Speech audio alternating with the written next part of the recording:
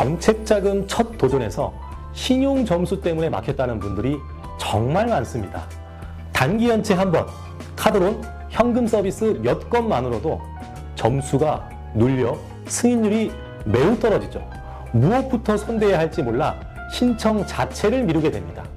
오늘은 2025년 11월 기준으로 2주 안에 점수를 방어, 개선하는 실전 플랜을 드립니다.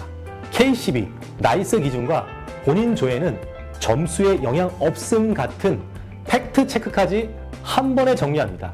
끝까지 보시면 2026년 초 얼마 안 남았죠? 2달 남았습니다. 정책자금 신청에 필요한 준비물을 확실히 갖추실 수 있습니다. 예를 들어 3년차 카페 김 사장님은 나이스 점수 835점, 카드론 2건으로 거절을 겪었습니다. 연체 0일 만들기, 카드 사용률 30% 이하, 그리고 마이데이터 연동만 진행해 보정 후에 신용 취약 소상공인 자금 요건으로 방향을 바꾸어서 접수했습니다.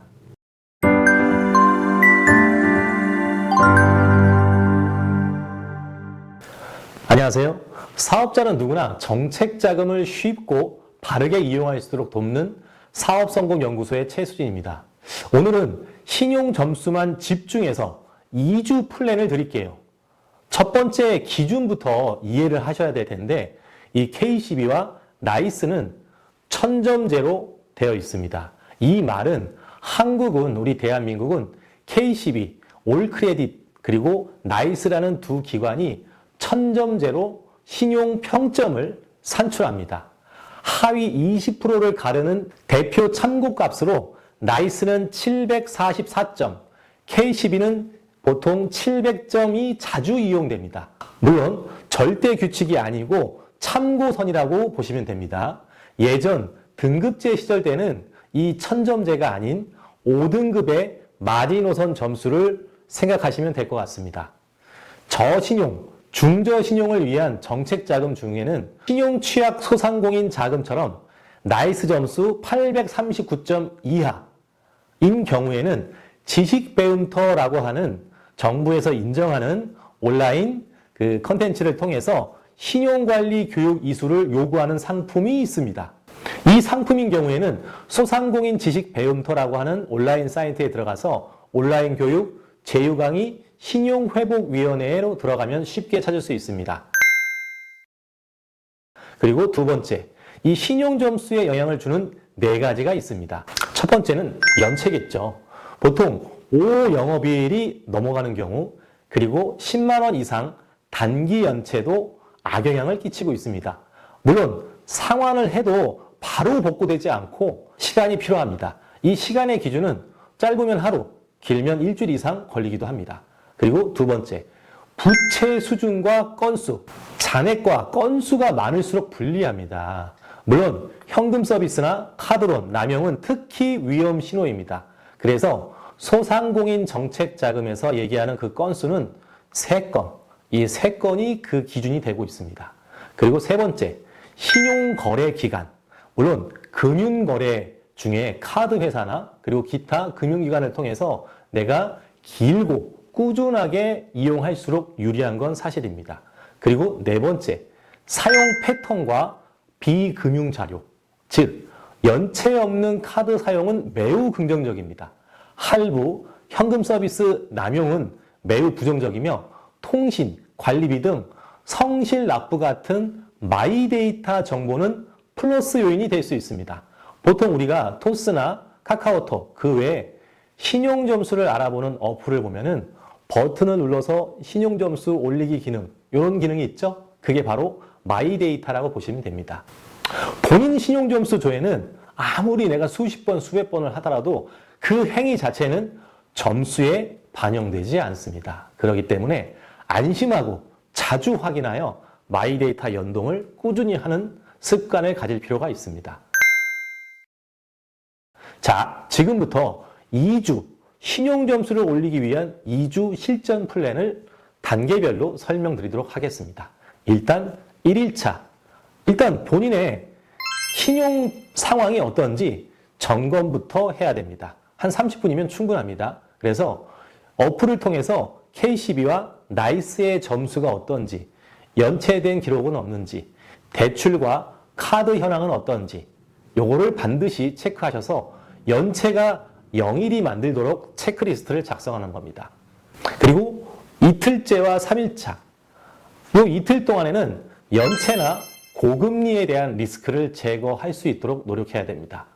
연체를 즉시 해소하면 정말 좋겠지만은 부분 상환이라도 단기 연체라도 해제 후에 시간이 지나며 회복됨으로써 이 부분은 매우 중요하다. 그리고 현금 서비스와 카드로는 상환이나 축소 또는 저금리로 갈아타야 됩니다. 그리고 건수를 줄여야 됩니다. 예를 들어서 현금 서비스와 카드론의 건수가 3건, 4건, 5건이라고 하면은 한 건이나 2건으로 줄이는 것을 추천드립니다. 그리고 4, 5, 6, 7일차까지 이 4일 동안에는 한도 소진율을 또는 건수에 대해서 내가 다이어트를 할 필요가 있습니다. 이 얘기가 무슨 얘기냐면은 현재 카드 한도 대비 사용률이 30% 이하로 관리하셔야 됩니다. 다시 풀어서 말씀드리면은 내가 카드 한도가 100만 원이라고 하면은 카드 사용을 30만 원 이하로 줄일 필요가 있습니다. 방법은 한도를 늘리거나 사용 금액을 떨어뜨리면 됩니다. 그래서 본인 카드에 대해서 한도 소진율이나 건수에 대해서 체크할 필요가 있다는 것입니다. 그리고 결제일 전에 중간 상환이나 결제를 분산시켜서 이 효과를 더 볼 수가 있습니다. 그래서 소액 다건인 경우에는 이 대출을 통합을 하거나 상환으로 건수나 잔액을 동시에 축소하는 방향으로 하실 것을 추천드립니다. 그리고 8일에서 12일, 이 5일 동안에는 긍정적인 신호를 쌓을 수 있는 방법을 모색하기 바랍니다. 예를 들어서 통신비나 관리비, 우리 보험금, 이 정기적인 지출을 나가는 부분을 자동이체로 다 바꿔놓습니다. 물론 자동이체도 체크카드가 자동이체 되는 부분이 있습니다. 이 체크카드로 매월 50만 원 이상 이런 정기 지출을 하게 되면은 신용점수에 반드시 도움이 된다. 적어도 3개월 이상 하시게 되면은 점수가 낮을수록 올라가는 폭이 매우 높습니다. 그래서 연체 없는 납부 이력을 축적시키는 게 큰 관건이다. 그리고 습관적으로 마이데이터 연동, 점수 올리기 기능 이런 거 꼭 한 번씩 한 달에 한 번 정도 하시면 가점 요인으로 발생할 수 있습니다. 그리고 마지막 13일과 14일차 이틀 동안에는 그동안 우리가 12일 동안 했던 거 재점검하시고 자금도 매칭할 필요가 있습니다. 요 얘기는 뭐냐면은 12일차까지 카드론이나 현금 서비스 그리고 내가 개선된 행동을 했을 때 지금 수일이 지난 지금에 와서 점수를 재확인할 필요가 있습니다. 그래서 나이스와 KCB를 구분해서 점수를 확인한다. 그리고 교육을 수료했는지도 매우 중요합니다. 아까 제가 초반에 얘기했던 신용취약 소상공인 자금.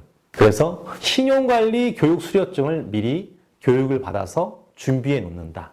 2025년 뿐만 아니라 작년도에도 이 신용관리 교육 수료증을 통해서 가점 요인이나 신청 자격을 부여했기 때문에 2026년에도 필요할 수 있습니다. 그 외에는 일반 지자체나 협약 보증 등 공고문을 보고 추후에 제가 다시 한번 설명드리도록 하겠습니다. 네 번째, 우리가 흔히 신용점수상에서 흔한 오해와 실수에 대해서 짚어드리도록 하겠습니다. 먼저 신용점수 조회 자주 하면 떨어진다. 아닙니다. 본인 조회는 점수에 반영되지 않습니다. 그리고 두 번째, 교육은 나중에 들어도 된다. 아닙니다. 신용취약 자금은 신용관리 교육 이수를 먼저 하는 게 필수입니다. 그리고 카드 사용률은 결제일만 맞추면 됩니다. 아닙니다. 결제일 이전 중간 상환으로 당월 평균 사용률을 낮추는 게 관건입니다. 그래서 앞서서 설명드렸던 내용들을 요약해서 이렇게 보여드리겠습니다.